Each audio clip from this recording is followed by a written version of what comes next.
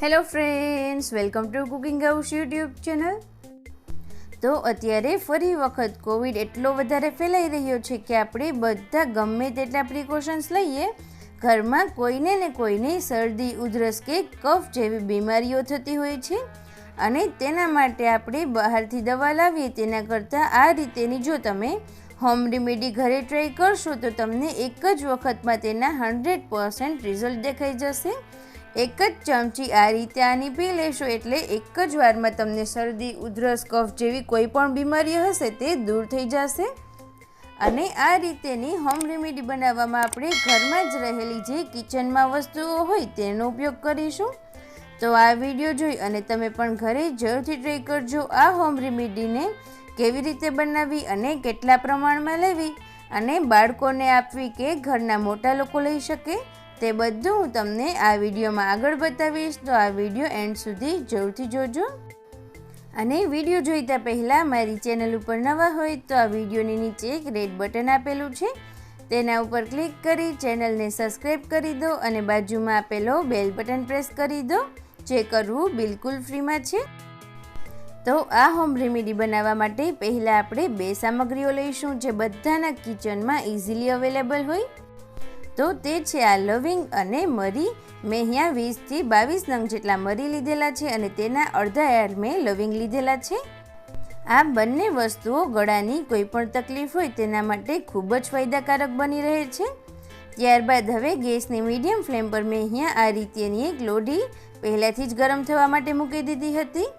તો હવે મરી અને લવિંગને આપણે ગેસની મીડિયમ ફ્લેમ પર સરસ રીતે શેકી લેવાના છે। તમે આ રીતેના કોઈ પણ તવાનો ઉપયોગ કરી શકો છો અને ગેસની ફ્લેમ આપણે સ્લો ટુ મીડિયમ જ રાખીશું।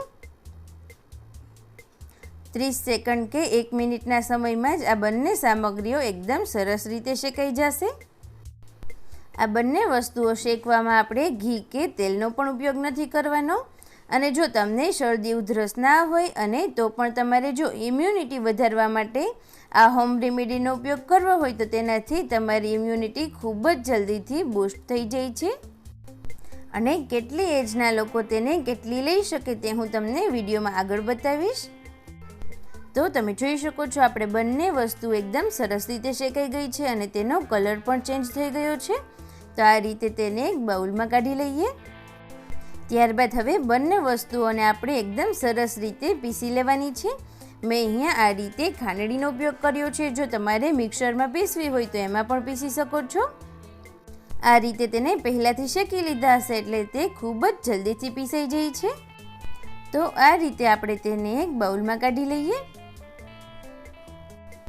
તો હવે મેં અહીંયા 2 ઇંચ જેટલો આદુનો ટુકડો લીધેલો છે। તો આ રીતે પહેલાં તો તેને છોલી લઈએ અને ત્યારબાદ આ રીતે તેને ઝીણા કાણાવાળી ખમણીથી આપણે ખમણી લેવાનું છે। તો તમે જોઈ શકો છો બધું જ આદું સરસ રીતે ખમણાઈ ગયો છે।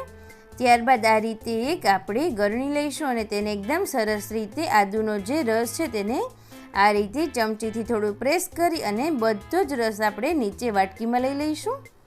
તો આ રીતે આદુનો રસ એકદમ સરસ રીતે તૈયાર થઈ ગયો છે। ત્યારબાદ મેં અહીંયા 1 ચમચી જેટલું મધ લીધેલું છે। તો જેટલું પણ મધ લીધેલું છે સામે એટલો જ આપણો આદુનો રસ પણ તૈયાર થઈ ગયો છે। તો બંનેને આપણે સેમ એક વાટકીમાં લઈ અને ચમચીથી મિક્સ કરી દઈએ।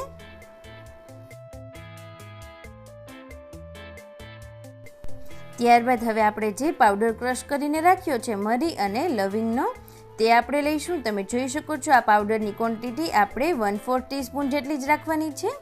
ત્યારબાદ તેમાં ચપટી જેટલું આપણે નમક અને 2 ચપટી જેટલી માપી અને આપણે હળદર એડ કરીશું। જો કોઈ એક મોટા પર્સન માટે બનાવતા હોય તો આ રીતે હોમ રેમેડી બનાવવાની અને જો કોઈ નાના બાળક માટે બનાવતા હોય તો આ બધી જ જે આપણે સામગ્રીઓ લીધી છે તેને હાફ કરી દેવાની છે।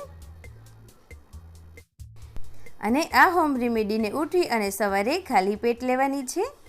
અને જો આ હોમ રેમેડીને તમે સવારે ના લઈ શકો તો રાત્રે સૂતા પહેલાં લઈ લેવાની। તો શરદી, ઉધરસ માટેની આ હોમ રેમેડી તમે જરૂરથી ટ્રાય કરજો, તમને પણ ખૂબ જ સારા એવા ફાયદા થશે। અને તમને મારી આ રેસીપી સારી લાગી હોય તો પ્લીઝ આ વિડીયોને લાઈક કરજો, તમારા બધા જ ગ્રુપમાં શેર કરજો જેથી કરી અને એ લોકોને પણ આ હોમ રેમેડીના બેનિફિટ્સ થાય. અને ચેનલ ઉપર નવા હોય તો જલ્દીથી તેને સબસ્ક્રાઈબ કરી દો.